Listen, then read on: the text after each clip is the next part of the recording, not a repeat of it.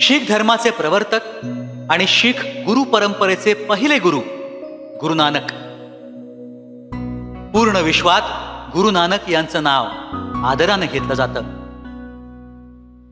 हे भारतीय संत परंपरेतील एक महान संत होते, ज्यांनी विश्वाला मानवतेचा अनुपम संदेश दिला. आज पश्चिम पाकिस्तानात असलेल्या तलवंडी म्हणजेच आजच्या ननकाना या गावात मेहरा कल्याणदास, ज्यांना लोक मेहता कालूराम या नावाने ओळखत, आणि माता तृप्ता यांच्या पोटी 15 एप्रिल 1469 रोजी नानकांचा जन्म झाला.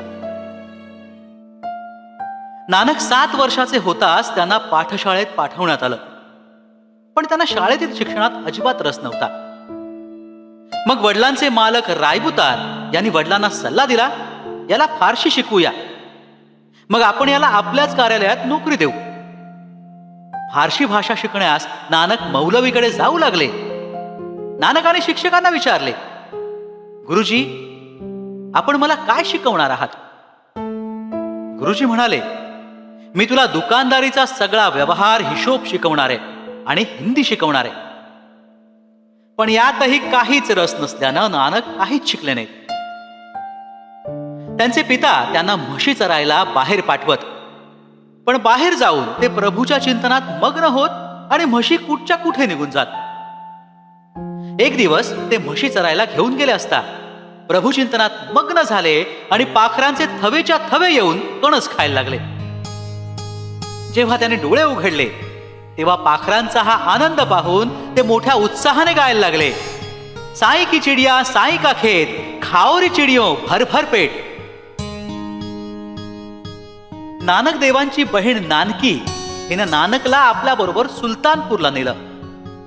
तिथं नवाबानं त्यांना धान्य गोदामाचा प्रमुख म्हणून नोकरी दिली. या मोठ्या अधिकार पदावर नोकरी करत असताना त्यांनी गरीब आणि निर्धन या लोकांना बरीच मदत केली. एक दिवस नानक लोकांना धान्य मोजून देत असता 1, 2, 3 असं मोजता मोजता 13 या संख्येवर आले आणि अनेकदा धान्य मोजूनही 13 हीच संख्या मोजत राहिले. ही घटना पाहून त्यांचे विरोधक चिडले आणि त्यांनी नवाबाजवळ चहाडी केली.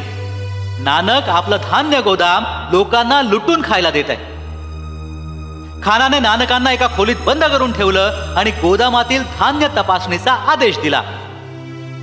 तपासणी अंती सर्व धान्य बरोबर आहे असा निर्वाळा अधिकाऱ्याने दिला तेव्हा विरोधकांची तोंड बंद झाली. यामागची वस्तुस्थिती अशी होती की नानक गोरगरिबांना तेवढंच अन्न मोफत वाटत जेवढं त्यांना वेतन मिळत होतं. 10-12 वर्ष अशीच निघून गेली. नानक देशभ्रमण करत एमनाबादला म्हणजेच सध्याच्या पाकिस्तानला आले. तिथे मलिक भागो नावाचा एक श्रीमंत गृहस्थ राहत होता. त्याने ग्रामभोजनाचा एक मोठा कार्यक्रम आयोजित केला होता. नानकांबरोबर त्यावेळी मर्दाना नावाचा एक शिष्य होता. त्याला वाटलं की नानक या श्रीमंतांच्या भोजनात सहभागी होण्यास तिथे आलेत. परंतु नानक नगरात गेले आणि एका मोडक्या तोडक्या घरासमोर उभं राहून त्यांनी सत्कर्तार असा आवाज दिला.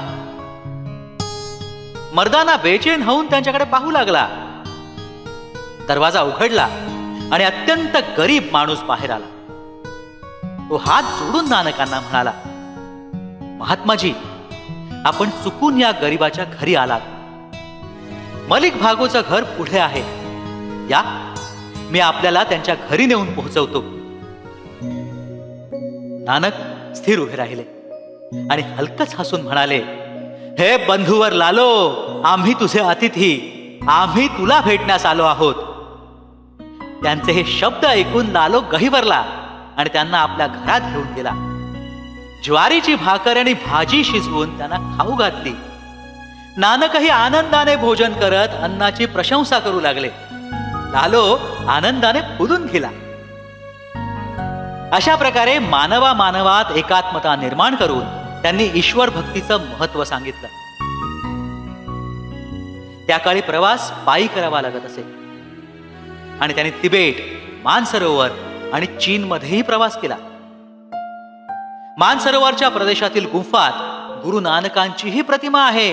यालाच तिबेटी लोक, लामा लोक, अमृतसरचे गुरु रिंपोचे किंवा भद्रगुरु या नावाने संबोधतात.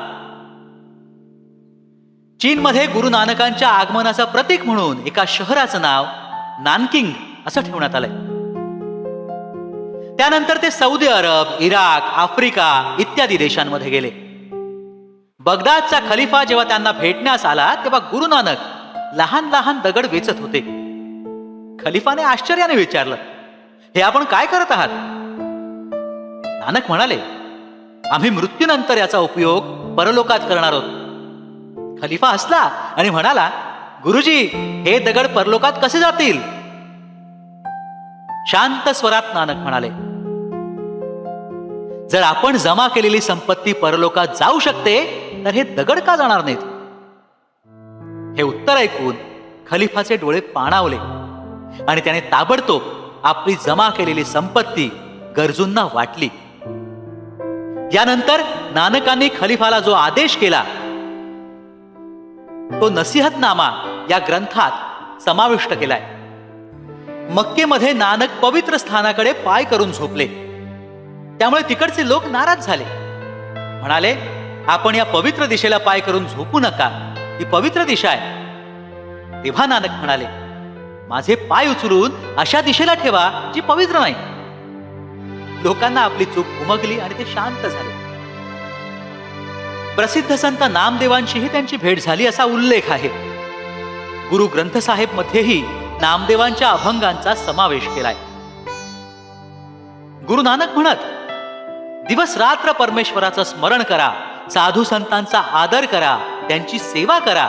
एखाद्या सिंहासारखं जीवन जगा, कुत्र्याचं जीवन जगू नका. नानक जीवनभर कर्मच करत राहिले. ते स्वतःच्या शेतीवर काम करत. आपल्या आयुष्यातील शेवटचे दिवस त्यांनी कर्तारपूरला घालवले. बंधू लहानाजी हे नानकांचे उत्तराधिकारी म्हणून अंगद या नावाने प्रसिद्ध झाले. शेवटी 7 सप्टेंबर 1539 रोजी गुरु नानकांनी आपल्या शरीराचा त्याग केला. द्वितीय गुरु अंगदांनी त्या प्रदेशातील प्राचीन लिपीचा पुनरुद्धार केला आणि पुढे तीच गुरुमुखी म्हणून प्रसिद्ध झाली. नानक म्हणत, कुंभार एकाच प्रकारच्या मातीपासून अनेक प्रकारची भांडी तयार करतो. त्याचप्रमाणे एकाच प्रकारच्या 5 तत्वांचे देवाने अनेक देह बनवलेत, तर त्यात लहान मोठा भेद कसा? सनातन धर्माच्या रक्षणासाठी शीख धर्मगुरूंनी दिलेलं योगदान कुणालाही विसरता येणार नाही. बोध, एकाच प्रकारच्या 5 तत्वांचे अनेक देह बनवले, तर त्यात लहान मोठा भेद कसा असेल?